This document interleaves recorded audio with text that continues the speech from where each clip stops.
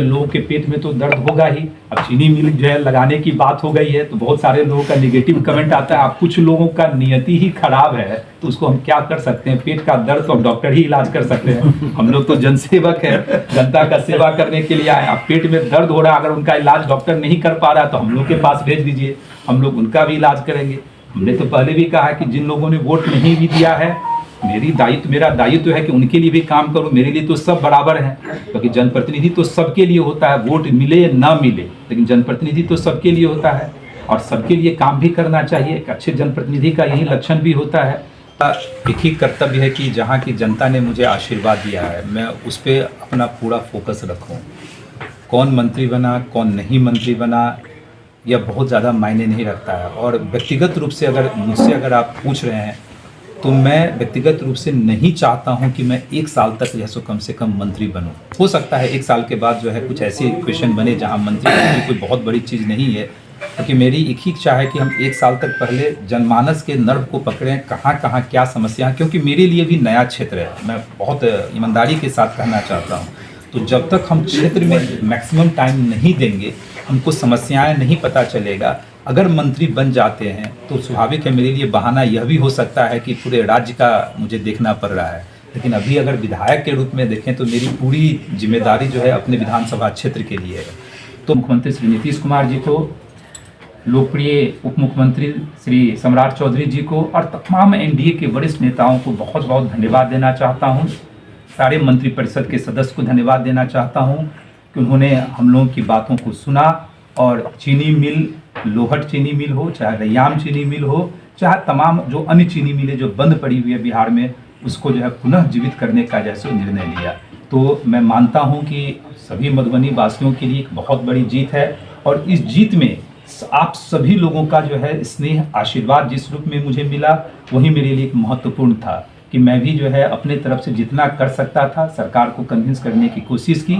और मैं हमेशा से कहता आया हूँ कि अगर जनप्रतिनिधि की नीति, नियति और ईमानदारी हो तो सरकार के पास पैसे की कमी नहीं है। न केंद्र सरकार के पास पैसे की कमी है, न बिहार सरकार के पास पैसे की कमी है। अगर कमी है तो जनप्रतिनिधि में कमी होता है कि जनप्रतिनिधि अपनी बातों को सही रूप में नहीं रख पाते हैं। अगर आप ब्यूरोक्रेट से, प्रशासन से अगर सही रूप में नहीं रखेंगे अपनी बातों को, क्यों यह चाहिए, इससे क्या फ़ायदा बिहार को मिलेगा, वहाँ के निवासियों को क्या फ़ायदा मिलेगा, अगर बड़ी स्पष्टता के साथ अगर आप रखते हैं तो निश्चित रूप से चाहे शासन हो, प्रशासन हो, चाहे मुख्यमंत्री जी हो या उप मुख्यमंत्री जी हो, उस चीज़ को जो है सो एक्सेप्ट करते हैं। तो यह पहली जीत है।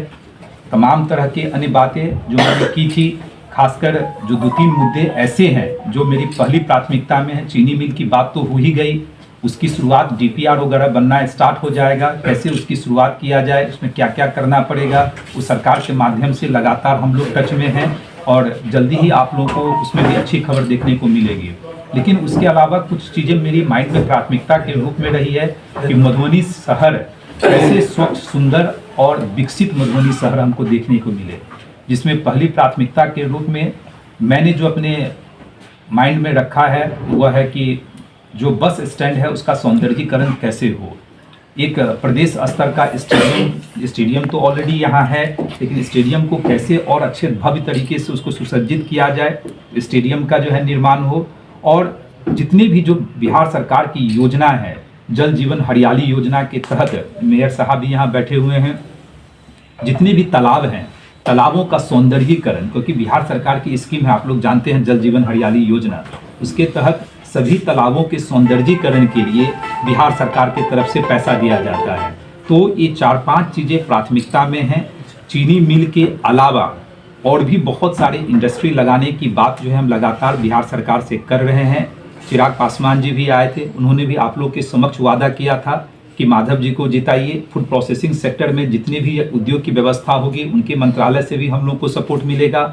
और ईश्वर की कृपा है कि जिस पार्टी से मैं आता हूं, हम लोग के पास पंचायती राज भी है, जो हमारे पार्टी के लीडर जो है मंत्री बने हैं। तो तमाम तरह के उद्योग मंत्री भी दिलीप जायसवाल जी बने हैं, गन्ना विभाग भी जो है चिराग पासवान जी के पार्टी के मिला है।